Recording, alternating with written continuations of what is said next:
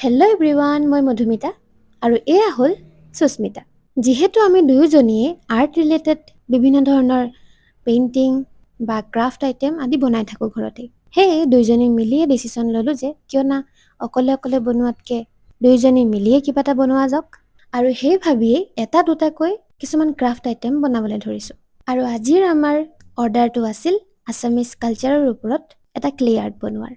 Actually বিহুত যে মই কেনভাছৰ ওপৰত ক্লে আৰ্ট এটা বনাইছিলোঁ, জাপি পেপা আদি দি পিনে, সেই কেনভাছখনে মই তাইৰ দোকানলৈ লৈ গৈছিলোঁ। আৰু তাইৰ দোকানতে আহি থকা কাষ্টমাৰ এজনে সেই পেইণ্টিংটো দেখিয়ে কৈছিলে যে এনেকুৱা এটা পেইণ্টিং মোক বনাই দিব পাৰিবা নেকি, কিন্তু এনেকুৱা কেনভাছত নবনাই প্লাইউড বা উডেন বৰ্ডবোৰত বনাই দিব লাগিব, আৰু লগতে অলপ ডাঙৰ হ'লেও ভাল হয়। আৰু সেই বুলি আমি 12x18 ইঞ্চৰ বৰ্ড এটা অৰ্ডাৰ কৰি আনিলোঁ আৰু আজি তাকেই আৰম্ভ কৰিলোঁ। প্ৰথমে ক্লে দি পিনে জাপিটো বনোৱা হ'ল আৰু মাজতে সৰু মৰু ব্ৰেক এটা লৈ টেঙা আম কেইটামান কাটি লৈ খাই ল'লোঁ।